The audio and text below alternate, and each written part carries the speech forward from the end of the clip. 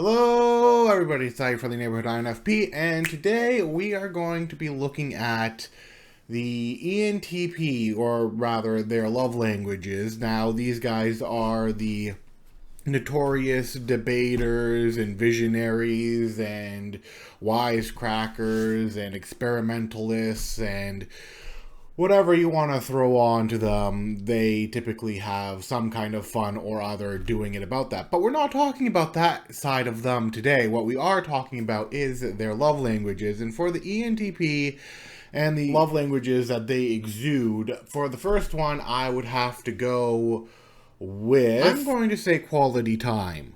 Quality time is probably going to be their first love language.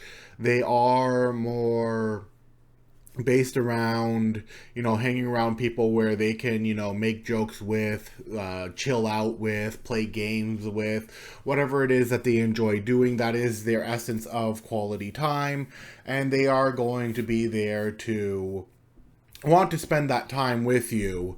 Usually, perhaps even in groups of people, or in a public setting, or in a way that they find the most enjoyable. If you are the nearest and dearest and those that they actually really like, they're going to want to spend that time with you, and they're going to enjoy spending that time with you, especially if they know that they can be a little bit unhinged around you. It is definitely something that they enjoy and might take for granted, but also might not take for granted. They like seeing who they can be a little bit unhinged with versus who they can't be unhinged with. But the next one, I'm going to, surprisingly to my own self, say their next love language is probably going to be words of affirmation. Now, the reason why I'm saying it's probably going to be words of affirmation is because even though they are wisecrackers and that they enjoy testing the boundaries and all of that, in their own way, they are trying to help you out. They are trying to, especially if you are a more depressed or quiet, shy, lack of confidence.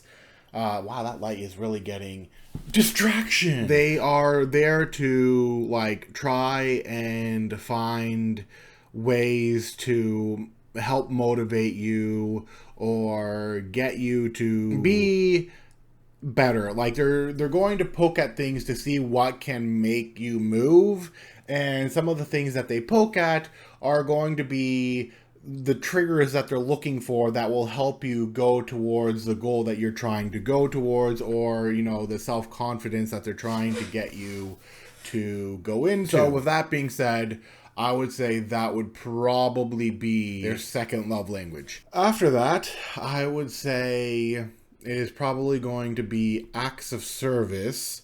Surprisingly, they are, or it could even be physical touch, depending, but I'm going to say either acts of service or physical touch, but I'm going to put acts of service here. They are the types of people who enjoy, to some extent, in their own way, they might see an obligation that they have to do a certain thing, not in the same way that, a person will see the obligation of cleaning or the obligation of general housework or the obligation of cooking and all of that. No. For an ENTP, their acts of service are more along the lines of, this is what this person wants me to do. I care about this person, so I'm going to go and do it.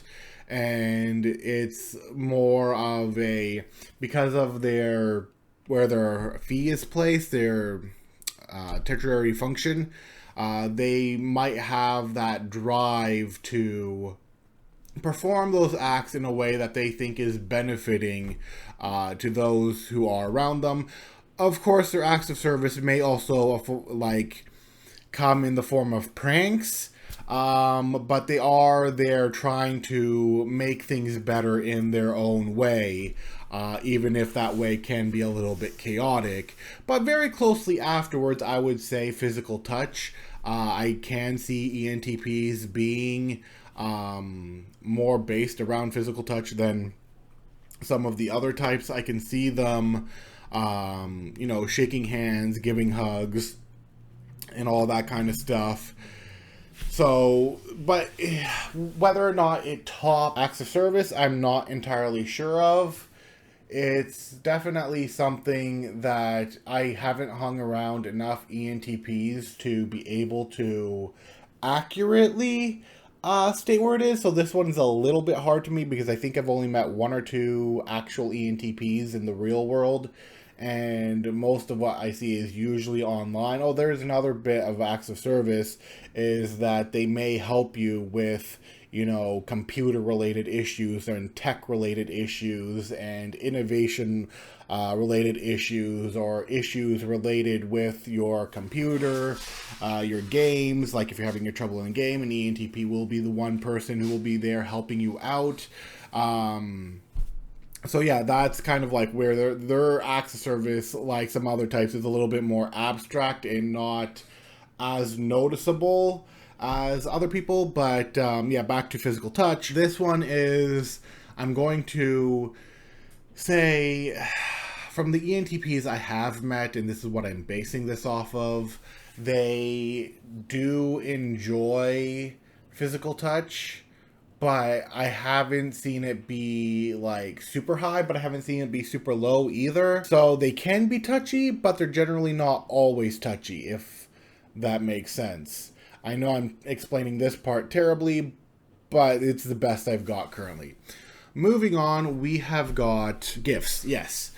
In the terms of giving gifts and receiving gifts, ENTPs are, I'm not entirely sure. Like maybe if you're like really close to them, they'll pick out something suitable, but a lot of the times they'll like bringing out something more humorous. They'll like bringing something a little bit more cheeky. They'll like bringing something that maybe even they themselves to some degree will like and will want to do together with you.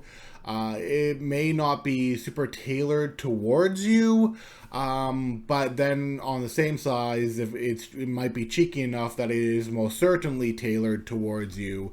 So it all really depends. And then of course on the receiving ends, they of course quite often will enjoy receiving similar level of stuff. So yeah, they would be with the receiving part of it, they enjoy things that have a bit of a joke to it, have a bit of fun to it, is something that they like. Everybody also enjoys things that they like. Something that is tailored towards them, something that has had thought or innovation put into it, something that is out of the norm, something even that is strange, and something that they can use to further their goals, whatever they may be, chaotic or otherwise. So yeah, ENTP was a little bit hard for me, probably one of the hardest that I can think of, but yeah, that's what I'm going to go with, and I'll see you guys for the next video. Bye-bye!